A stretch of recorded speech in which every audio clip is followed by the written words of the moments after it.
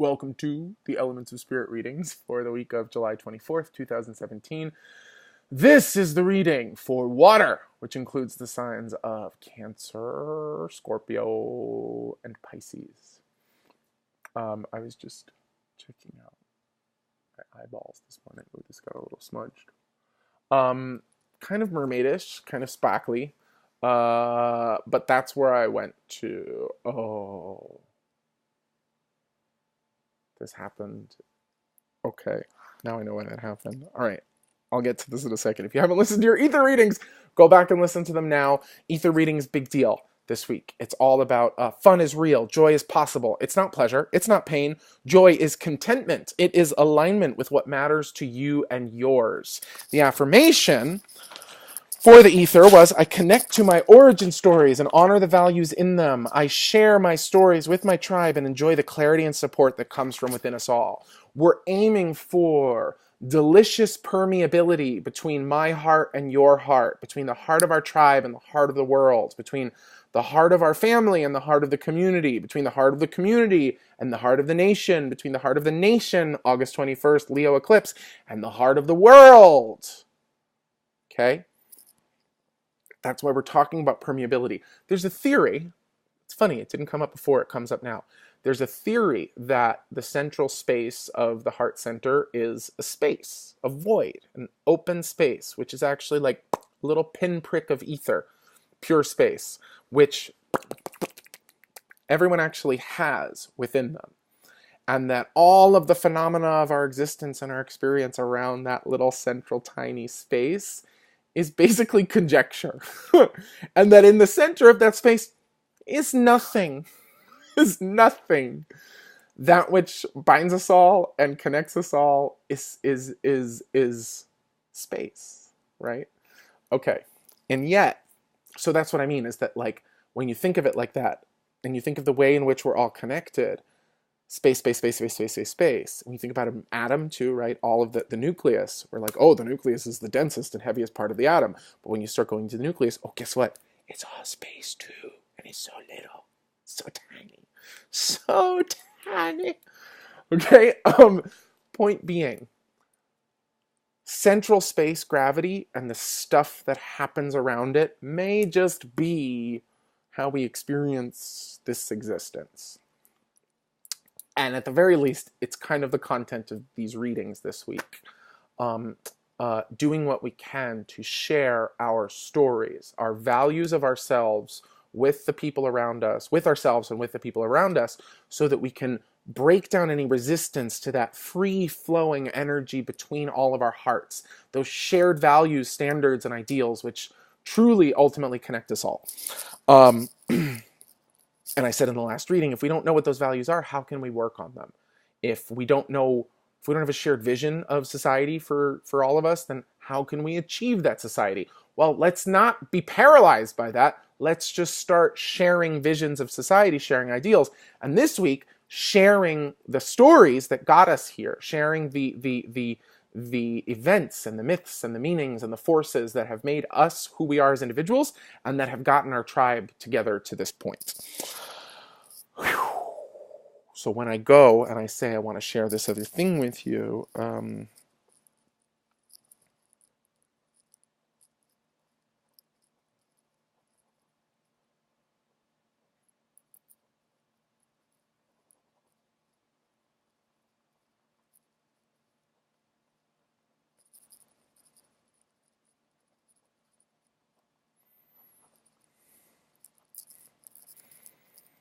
okay.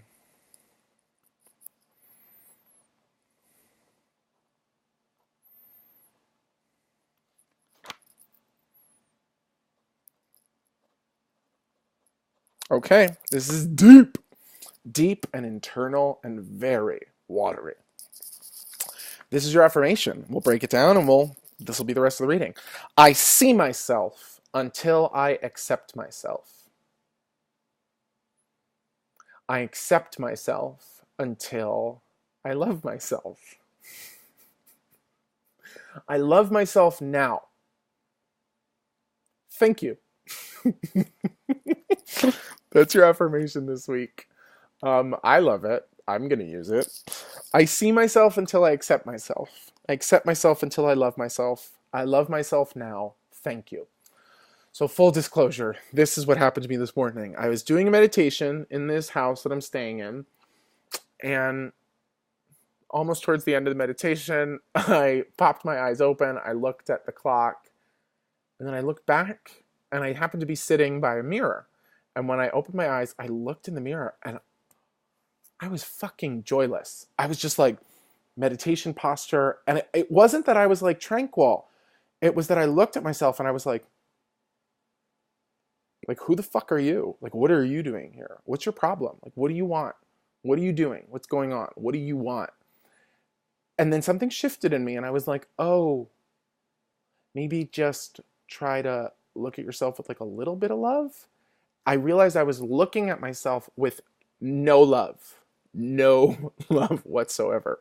I come from a restaurant family. I have a long history of food-related issues. I was going to say food-related illness, but that would make it sound like we were an unsanitary food family, but that's not the case. I definitely had some food-related mental illness, that's for sure. But the idea here is that like mirrors and me, not so much, but I didn't even realize that. Like, I don't like mirrors. They make me uncomfortable. I don't always trust what I see, thanks to my history. Oh, you guys, I'm sharing my story with the tribe. So that's what's funny, is that if I look too much, I can be very hypercritical. And if I don't pay attention, then I remember I can find the love. If I'm not too hypercritical, then the love comes out very easily. So that's what happened. I was looking and I was like, whoa, what's your problem, man? Like, I can't. That's what it was like. It was like, I was a little spooked. And I was just like, how can we turn this into love? And I started looking at this eye in the mirror and trying to just love myself. And of course I started weeping. Because it felt fucking great. It felt good to not look at myself like I'm an asshole. Full disclosure. And you know, there's another element of this, which is that if you get over your own resistance to self-love, right? If you can get over it, right? I'm not saying like you must, but I encourage you to try. If you can get over any resistance that you have to loving yourself, aka Leo New Moon, right? In Leo New Moon ritual, articulating, honoring, loving the things that you love about yourself, right? Removing resistance to loving yourself. It can sometimes then lead to feeling things that you haven't felt in a while, or when you're really madly, like, because you're strong, you have so much love inside yourself, maybe you experience an emotion that you haven't felt since you were very little, or you experience something that was traumatically locked up inside of you. I was talking to a client the other day who just came to the end of a long road involving birth and death and marriage and moving and just all this shit. And now she's at the end of a long road, and she got very sick. And we were talking about how this can happen sometimes, that sometimes when you're home and when all is well, all of the shit that needs to come out of you can come out. So that can happen sometimes when you have a moment like, I love myself. And I looked at myself with love and I felt it. And all these tears came out because I was in love with myself enough that I didn't need to hold on to those crusty little calcified tears which say you're worthless and unlovable. And then something that's cool is that when you sustain that love, if you get used to that love, if you make that love, that practice of loving yourself, or this practice of I see myself until I accept myself until I love myself now, thank you. When you sustain that for a while, it doesn't happen with everyone, even though I think everyone is able to do it. You have to have strength of heart, courage enough to be able to do it. You start to feel emotions that maybe are bigger than yours, that maybe are not even yours, that maybe belong to a crisis somewhere in the world, or maybe you see one of the starving children TV shows, or sick animals, or you're watching something on the news and you have a disproportionate reaction to the pain that's going on there.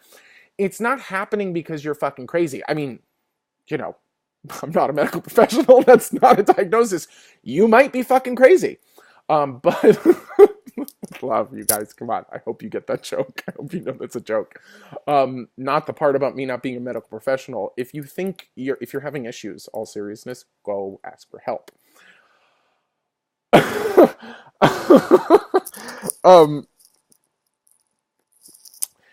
when these emotions are not something that you identify with personally, something that feels bigger than you, it might be because your heart is strong enough to feel these feelings for people who don't have the time or energy or circumstances in which they can feel them for themselves. Example, right? I went through this huge, I'm still going through this huge grieving process with my dad, but at a certain point, we got to the end of 6 months of time, and we had a big memorial, and afterwards, I felt, oh, I let some kind of weight go, and then got really emotional, um, uh, because I was safe enough and strong enough to feel all of these feelings that I couldn't feel. Once I allowed myself in the last couple months to really feel all of those feelings, I've been able to open up again to this work more and to feeling things and planning things and doing things and enduring things which maybe I couldn't have endured previously. My point is, when you love yourself hard enough or fully, it can make things come flying out of you which have been held in there for a long time. When you sustain that self-love and break down the walls between you and your tribe, right, which is what the ether reading is really talking to us about this week. When you break down those walls, you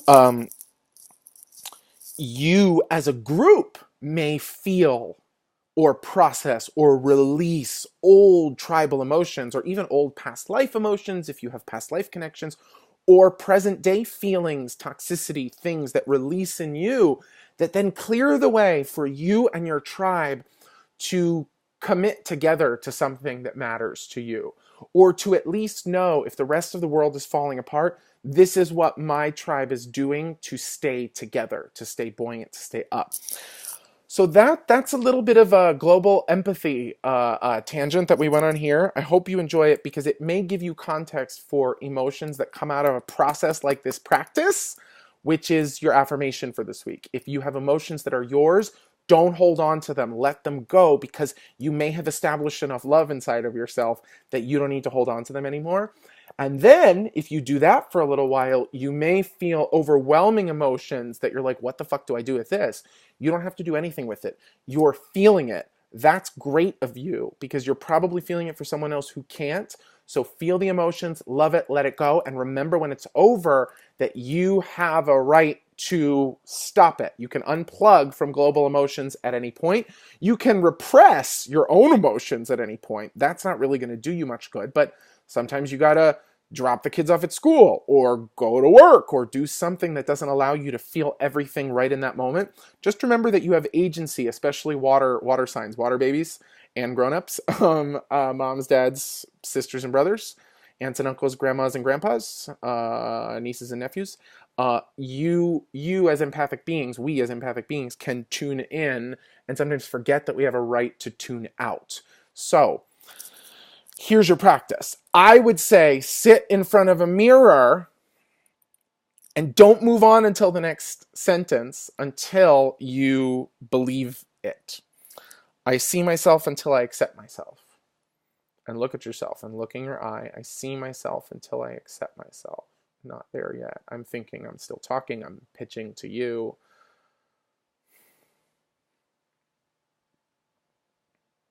Okay, I see myself until I accept myself. Now I feel the energy moving down because I'm accepting all of myself, down to the tips of my toes. Ooh, there's a spot in my shoulders where it wasn't reaching, and now, without lying, I can say, I accept myself until I love myself. Accept myself until I love myself, and I feel it like twitters in my tummy, and there goes a dragonfly. I love myself now. I got there. I made it. I love myself now. Thank you, self. Thank you, me. Thank you, self. Thank you, you. Moving on, moving forward. I love myself until now. I love myself now. Thank you. Thank you. And the idea here is that the thank you is also I'm done. So if you need to add it, thank you, I'm done. I'm done for now. I probably won't include that in the affirmation because the thank you is enough to sort of close it and say, thank you, I'm done. Just remember you can unplug at any time if you're feeling emotions that are too much for you and just focus on letting them run through you and affirming, I'm done now. I can't feel this anymore. I don't want to feel this anymore. I'm ready to move. Okay. I see myself until I accept myself. I accept myself until I love myself. I love myself now. Thank you. Parentheses. I'm done for now. Mwah! Thank you for sharing this space with me. See you next week. Bye.